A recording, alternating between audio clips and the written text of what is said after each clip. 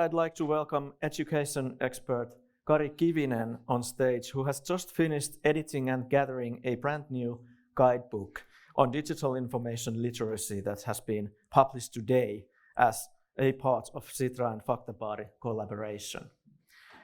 This guidebook has been produced as part of Nordic project called Edmo Nordis that aims to create new means for identifying and tackling information disorders.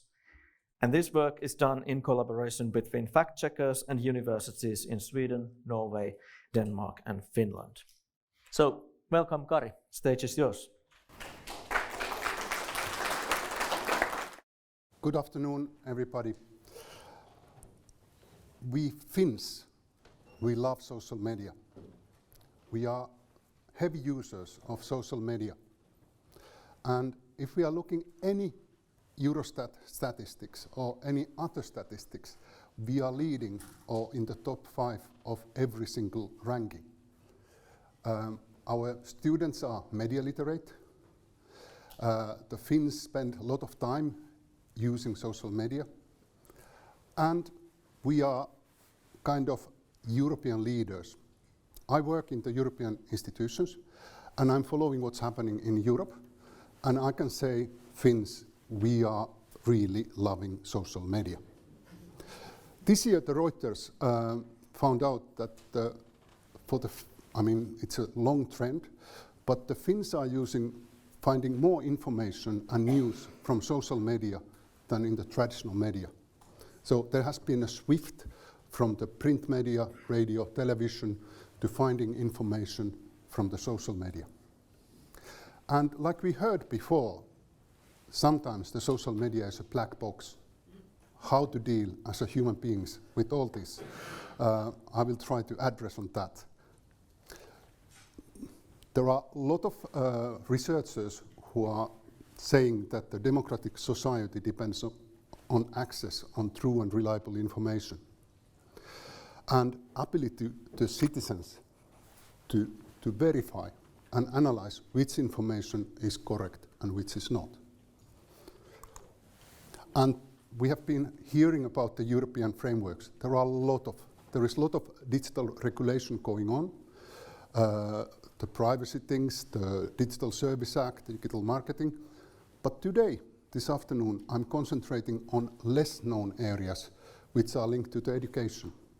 Key competencies for lifelong learning, which all the ministries of education in Europe have approved, and digital education action plan. What are the Europe plans to upskill the European citizens on digital savory? So if we are looking at the key competencies for lifelong learning, and it's not only for the students in the school, it's us, citizens, all ages.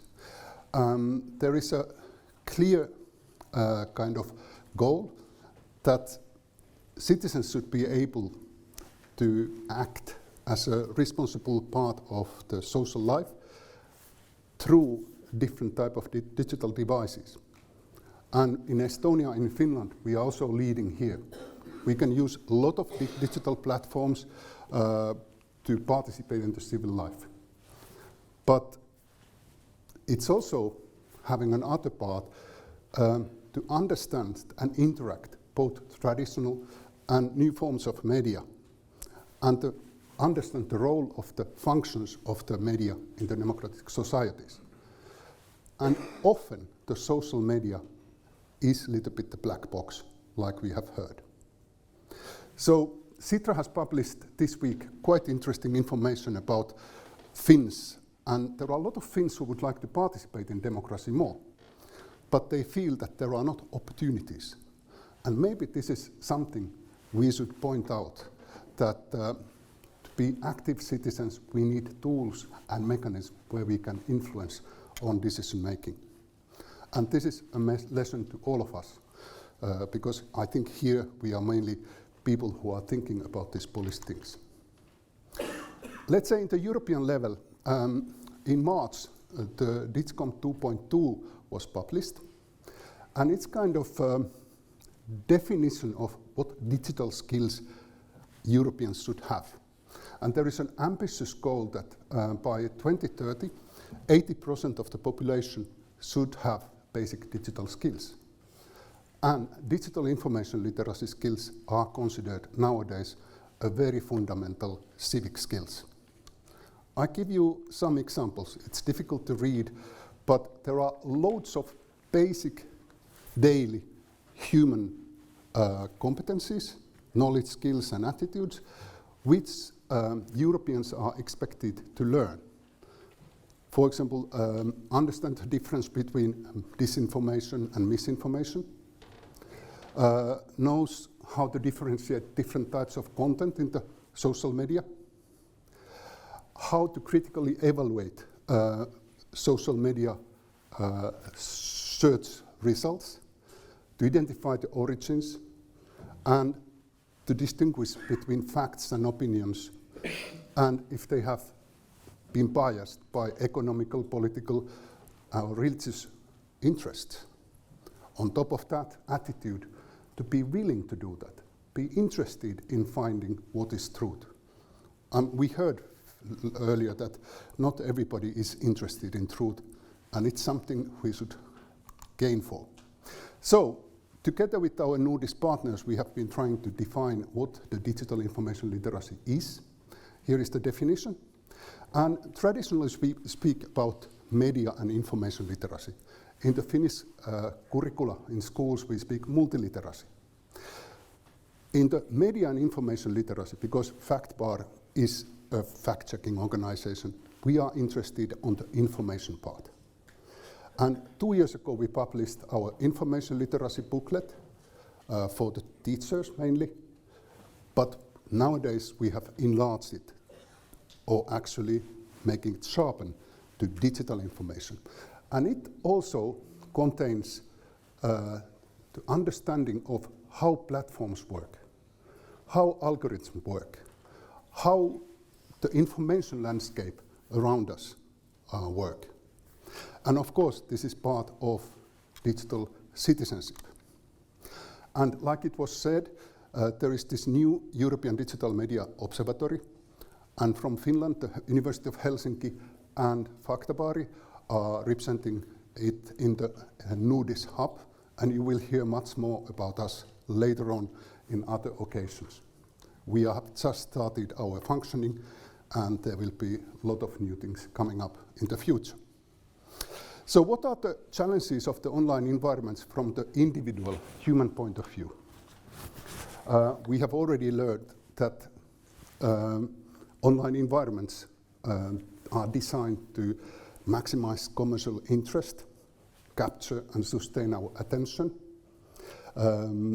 monetize our data, and predict and influence our future behavior. It's quite scary, in fact. We are used to deal with the so-called traditional media, printed media or television and radio, where everything, all the programs in Finland, there is this julkisen sanan neuvosto. Most of the journalists are working in an ethical way, following certain rules. And if there are mistakes or misinformation, it can be corrected. In the social media, that's missing. There are a lot of actors, a lot of different kind of stakeholders who are not responsible on anything to anything.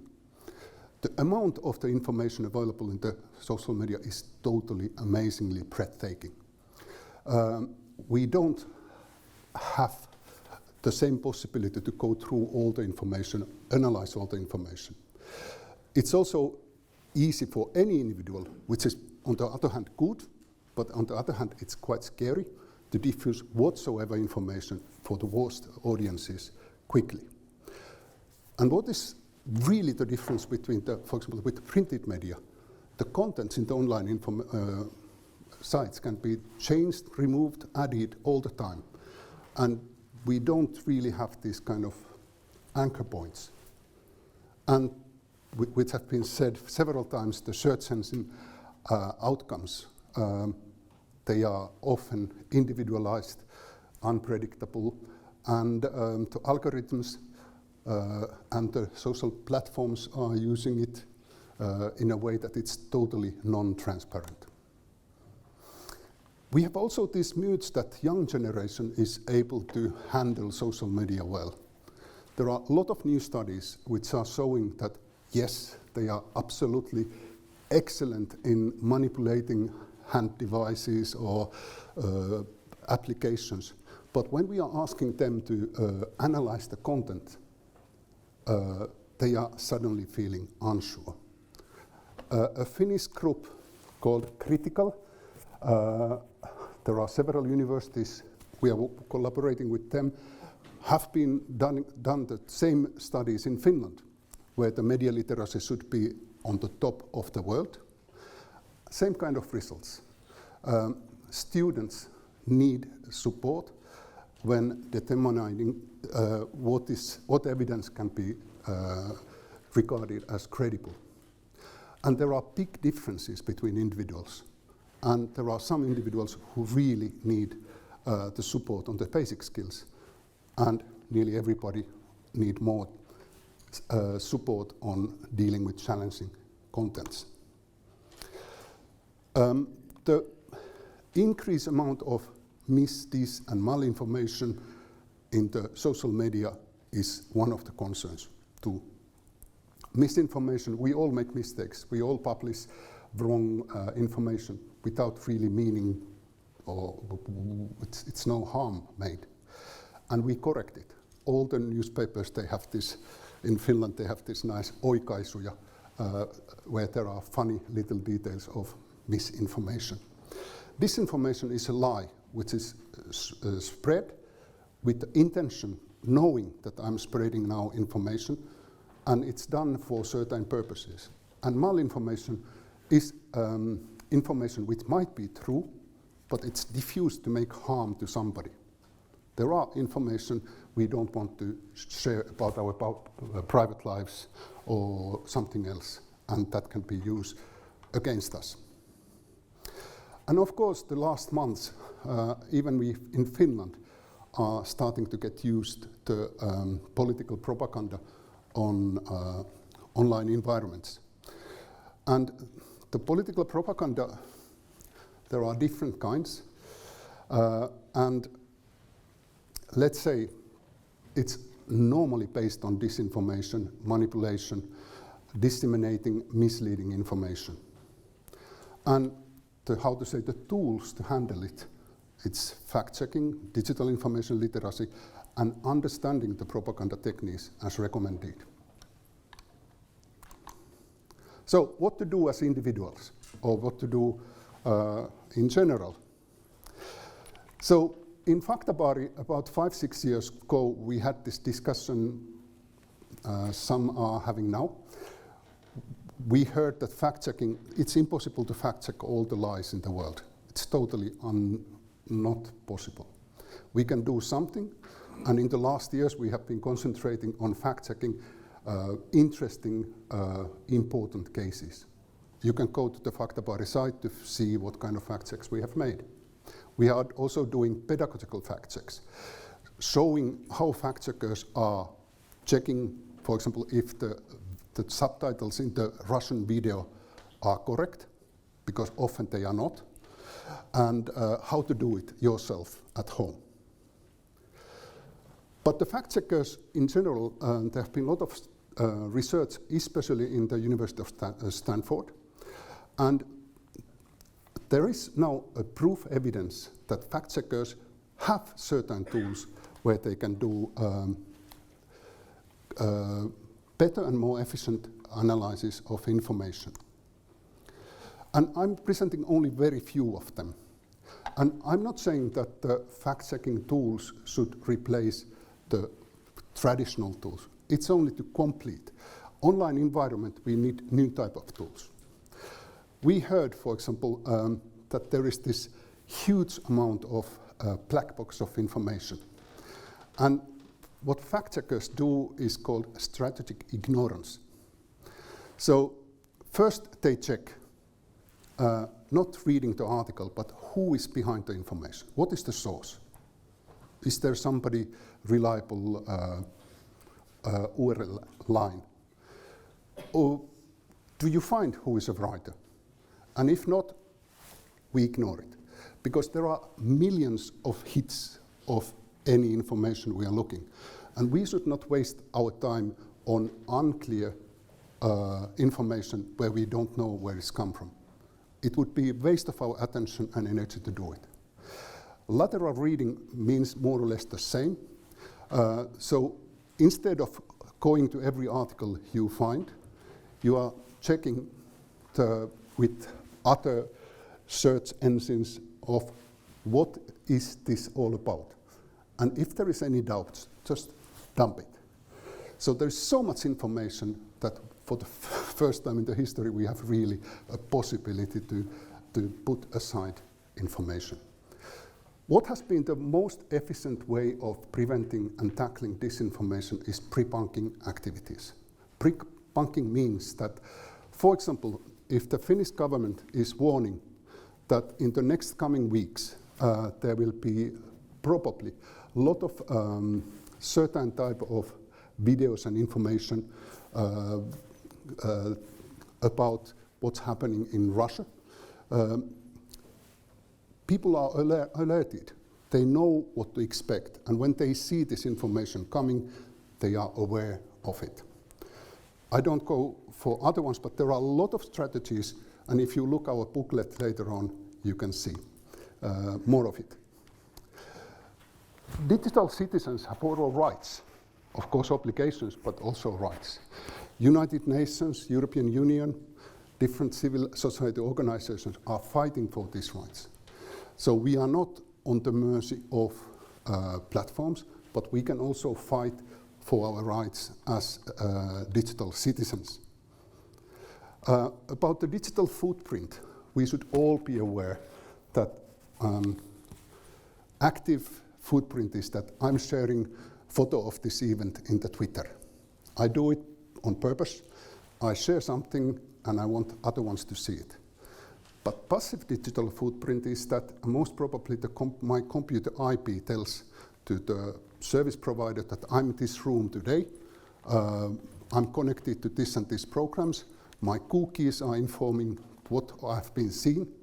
So we should be aware of all this active and passive digital footprint, and we should be aware of our digital privacy. Sitra has created a wonderful test, and I want to really promote this test tonight. It's DigiProfile test. If you think that you are master of digital environment, check it.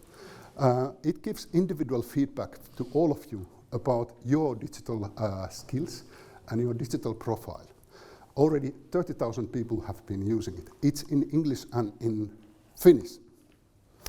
And like it was said, we are very proud as a little organization, NGO, that we have published today our digital information literacy guide in Finnish and in English. And you can find we have 10 writers. Thanks for all of them. Some of them are here today. We have done an awful lot of work to be able to share with you the information. And if you are interested on anything what I have said today or what you have heard earlier, you can find background information and maybe interesting links or research on these areas later on. Next steps. What should we do? In Finland we have excellent curricula. We have excellent teachers, but they need to be updated, upskilled. There has to be a massive upskilling of teachers so that they are getting the latest information and latest tools so that they can go to in front of their class confident and not being afraid of their students who are more digitally involved. Adult education, libraries, NGOs, organizations like Sitra. I think that we have a quite big challenge in front of us to share information, upskill people of all ages. I'm a member of the expert group tackling disinformation and promoting digital literacy. We will publish a report and the guidelines not 12th, 11th of October by the Commissioner Maria Gabriel. And the Finnish version will be published in November. It's something to be wait for. And I would like to leave you this homework. When you are confronted with the unclear information online, check what is the source, who is behind it, what is the evidence which have been presented, and then what do other sources say. And if it's not something going, if these are not ticked, throw it away. Thank you.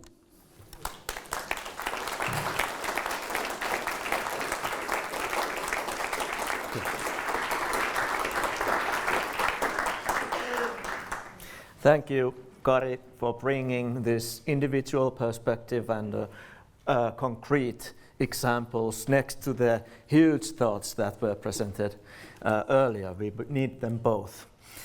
Both feet on the food. Yeah, exactly. Now, if anyone would have any comments or question for Kari, now we have a few minutes here for that. If anyone would like to comment the digital information literacy. Yes, Alice, please, just wait for a minute for the... Or actually you have a mic already, so... I don't know.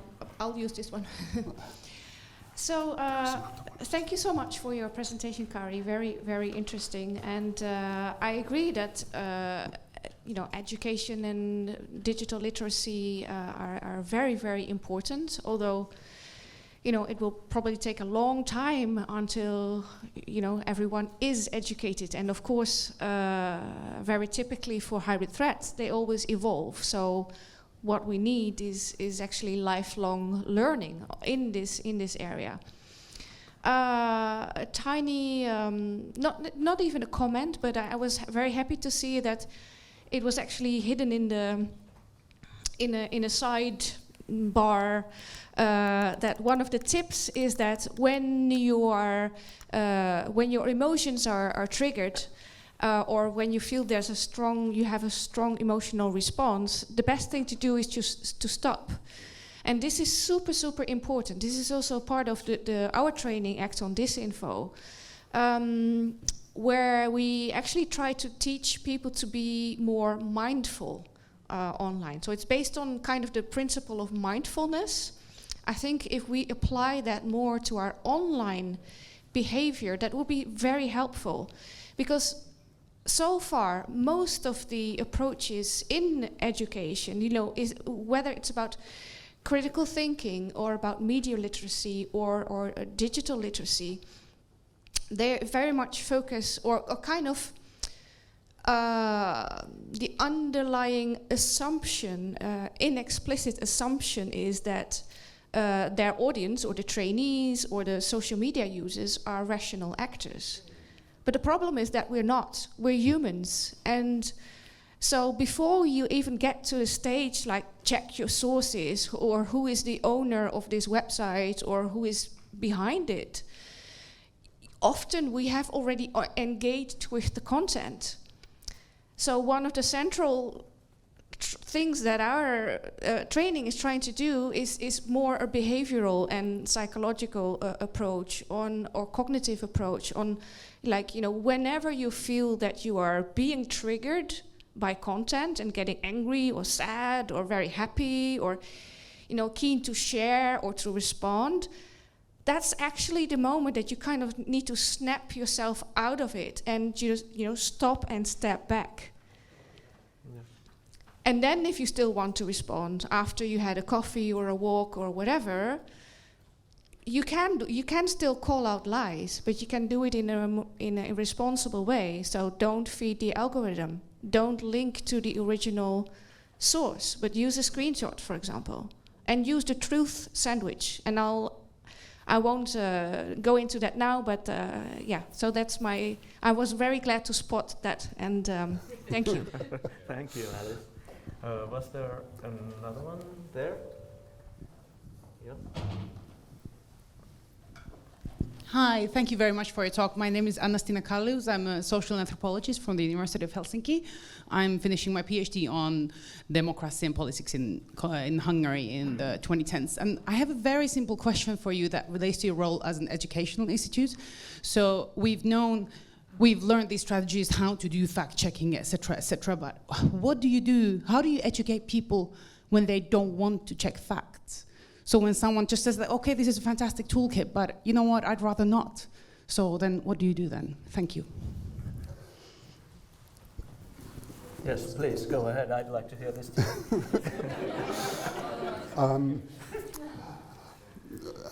There is a question of reply for this. I mean, I have been in the situation in the classrooms where the students say more or less the same. I don't care. This is not mine. But in the end, nobody wants to get fooled. Not even the 16-year-old teenager who plays to be hard to get. They don't want to get involved with something which is dodgy. So what is the advice always that before liking or sharing anything, think twice. And you can, if you are not reacting, you are not feeding the algorithms. But even being passive, it's already a solution. I have been in the meeting, quite important meeting, where people were, adult people, experts, it was in Poland, they were really pessimistic. They said that human beings want to hear real life stories. They are not interested in facts. And this is something we are trying to kind of change, that if you are not interested in the facts, you are maybe interested that the human life stories you are reading and sharing are correct or not. And there is so much disinformation in the human, these nice stories circulating online. But it's a real question. And then again, stories are also a method of making the facts interesting, as Peter has done in his books, for example, non-fiction science books.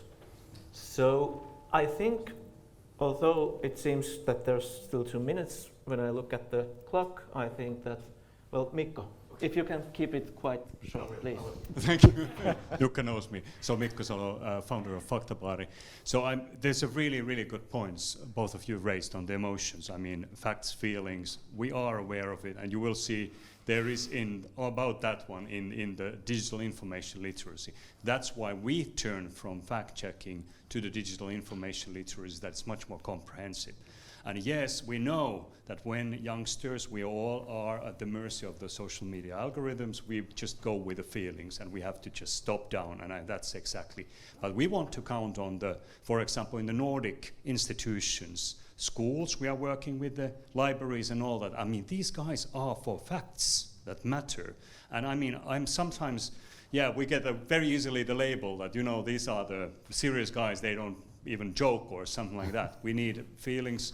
We have to come up solutions that we get with a joke in, and then we can hit with the facts, because this world needs that facts matter. But it has to be balanced. We try to, with our small NGO, we try to appeal to the institutions that need renewal, and they could kind of enforce it with this kind of a fact base, that where we believe that the fact checkers have the right approach to